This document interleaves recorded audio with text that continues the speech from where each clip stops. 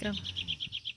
Alright, we're doing an installation of a Jobe float valve into a Rubbermaid water tub. I'm using the Jobe float valve, just their standard one, not the high flow one, and then I am also using a Jobe garden hose adapter, and I'll go into why that's important now, later. I'm also using my gel with a 1-inch spade bit. So you could theoretically take out the plug out of the Rubbermaid tote and then put the valve in there, I suppose. But if you want to empty the tub when you're in the field and dump it out, it's nice to have that. So instead of using this hole, we're going to make a new hole on the other side. So when I make the hole, I want to be up from the edge so I'm not cutting into the bottom, but I also want to have enough of a gap so that the bottom of the flow valve can point downwards and not be blocked inside of there like that. When it's in the tank, it'll be like this on the other side, and then has a foot attached to it so it can pull up, and then this is where the water comes out at.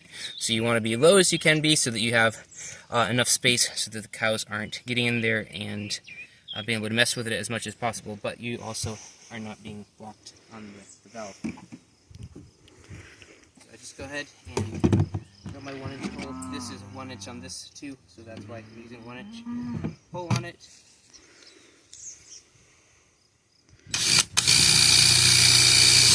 Go part way, and then I'm gonna get it.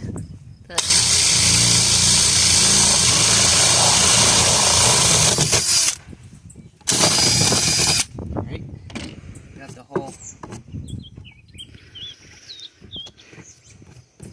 Clean the plastic up there, and then this float valve has a gasket on it when you unscrew it here. And this is a good time to show some other features.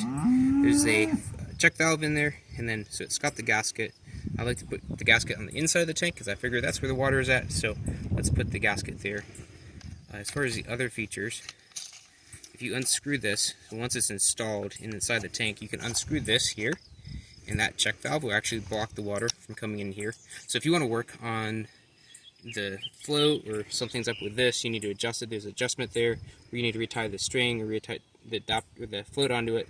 It's super easy to take it off, and in the meantime the water doesn't come flooding out of the tank the other direction. But we don't need that for now. Go ahead and put that back on, and then now from the inside of the tank I'm going to go ahead and shove the adapter through facing up this way, and I have the gasket on the inside.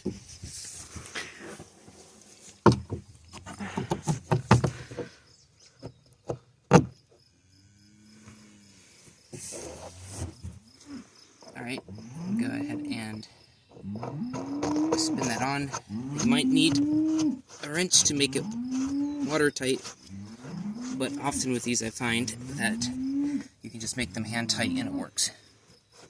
So that's that, and then for the inside,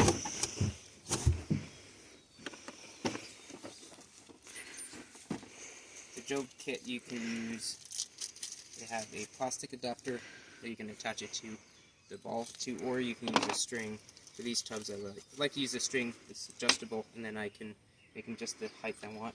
Because the thing with these tubs, if you're on a hill, your tub might be like that, and so you want to have the water so it's not always overflowing and running. So you can adjust the ball, keep it down lower, but you can change it if you want to change it.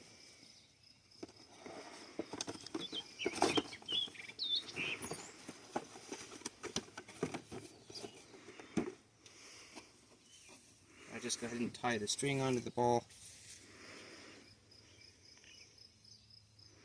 And I believe it's a Honda knot.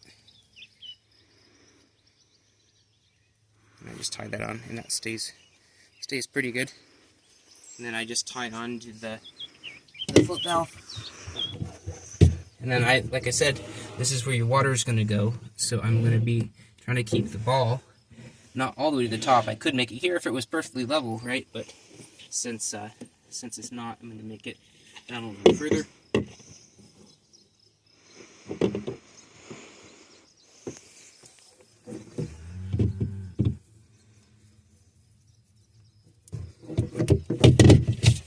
Okay, so then that should work.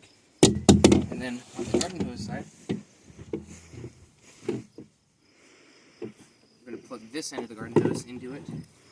And this adapter is important You could get a brass one at the hardware store, but the trouble with the brass one is it's just straight this end to that end, the screw on, and then when you're in the field, it's going to twist and want to come apart. And what I found with this, it's really nice because you can go ahead and screw on your garden hose onto it. I would not talk when the cows are talking.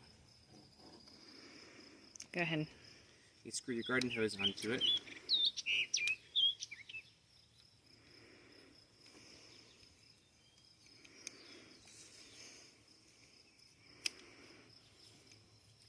And then this adapter here, it screws on really easily onto this thread. So once you get the thread onto the tank here, and then now when you're in the field, and we don't have shutoffs everywhere, so now this is spraying out with water, it's really easy to just take this and set it down and just spin that on. Even though you're getting sprayed with water, is really fast. If you try to do that with a float valve that doesn't have this adapter and you're trying to screw the garden hose on the whole time, you typically get a bath the whole way it's getting screwed on. So it's a lot better with this. So it's about $6 or $8, depending on where you get it from. And I think it was worth the spend because the brass fitting costs you about that money too. And with a brass fitting, you're not going to want to take this off every time. You need a wrench and everything. Whereas this, every time you move the water tub, I take this off, and it's super easy, super fast. So that's what I do.